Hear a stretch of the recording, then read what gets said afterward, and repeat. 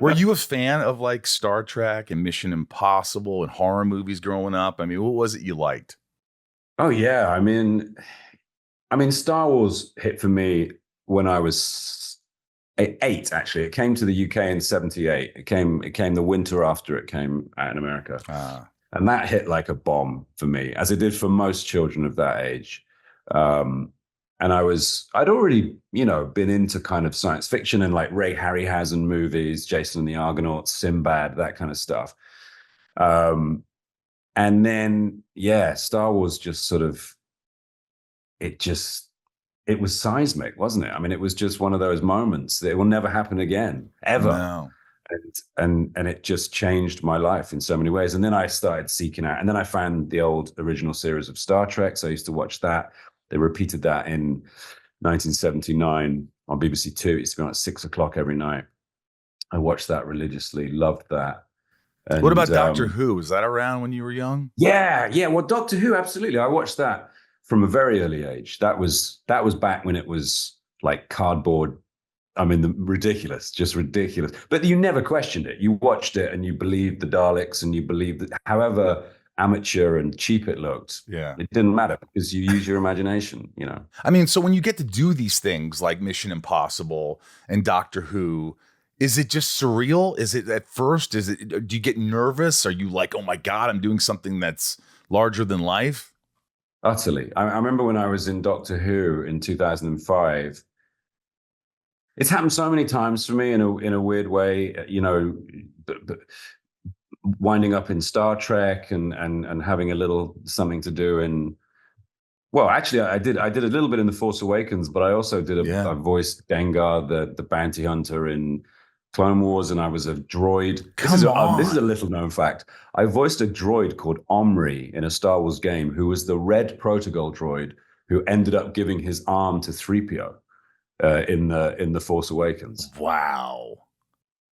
But being on the set of Star Wars, that was just incredible. I remember, being there on the day when Harrison Ford and Jonas, who would play Chewbacca standing Yeah. up at that time, because Peter Mayhew had bad knees, so he'd Yeah. always be Chewbacca sitting Jonas down. is the But loveliest guy. yeah, he's He's a so sweetheart, isn't sweet. he? Yeah. He when I first walked into the tent and he was there in his Chewbacca costume.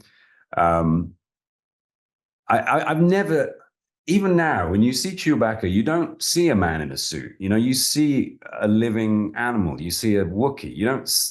It's impossible in a way to even consider this a man in a suit. And so I walked into this room, That's what and a there was child would say.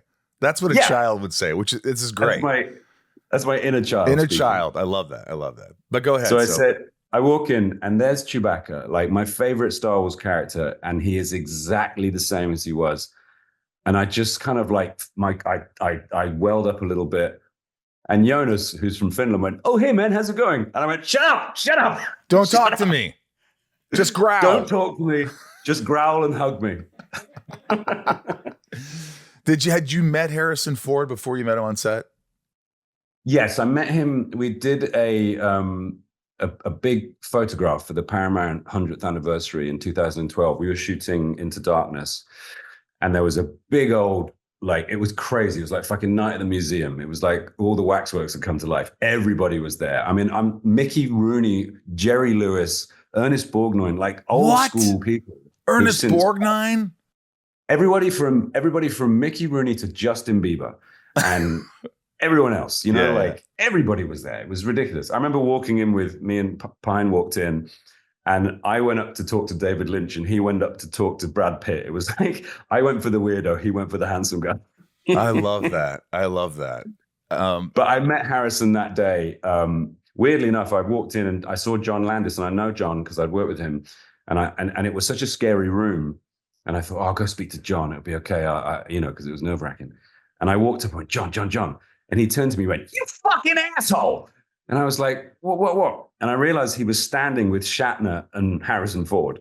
And he thought I'd just come over to kind of, earwig on their conversation. And I hadn't. Anyway, so I got to meet him then. Was he just kind of, oh, nice to meet you? How are you? Yeah, I'm super Harrison cool guy. Ford. Look, Really, really. I mean, it was really weird actually, because I remember he was the least freaked out of the old cast about being back.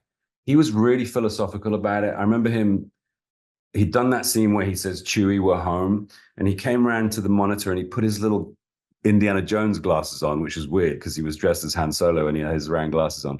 And he watched the playback and he was just like, I remember saying, I'm having fun. Whereas Carrie Fisher and Mark Hamill were quite sort of, I think they found it quite overwhelming. I mean, Mark was pissed off because he wasn't in it very much. right. Well, he eventually got a big part. And Yes, yeah. he did. But yeah, just being around those people and those practical sets, and you know, I'd been in love with Carrie Fisher as a child, like properly in love with her. She was a and dear to get friend to of spend mine. a bit of time Dear with friend her. of mine. I mean, yeah. my first romantic love, really, and Yeah. to hang with her, and it was magical. She was the most down to earth celebrity I've ever met to this day. Where besides you, of course, but like I once told her like you know, I had the code to her house, to her gate, and she's like, if you're just in Beverly Hills, you have an audition, so stop by, make yourself a sandwich. It was like an open door policy with her, and I remember she said, you know, and I go, you remind me so much of my grandmother. And she goes, fuck you. And I go, no, that's not what I meant. I didn't mean like you look like her. I meant like she was always like, everybody was in the house and people were walking around, and you'd walk into the house and there's Robert Downey Jr. playing the piano and somebody lying on the bed. And, you know, she just was a regular person. I had my mom met her, and she looked at me in front of my mom and she goes, now I know why you're all fucked up. Just after talking to my mom for a minute. And I got a great fuck you from her. I've told this story before, so forgive me if I'm repeating myself, but we were walking around the set, and we were arm in arm, and I looked at her and I said, you know, I've always loved you, you know, like really meant it. I looked into her eyes, and she grabbed me by the hand and she held up my wedding ring and she went, fuck you. That's totally her. I had her sign a picture of Princess Leia from Return of the Jedi, where she's you know, with that little suit on and everything. And it just says, it's in my office. It just says, Michael, blow me, Carrie. So it's really good for to show, you know, she was the real deal. She was. I think she was incredible because she was so frank about the impact of that film and on her life, and she was so fucking funny and whip smart, and you know, it was such a sad thing to lose her. She didn't change for anyone. What you see was what you got.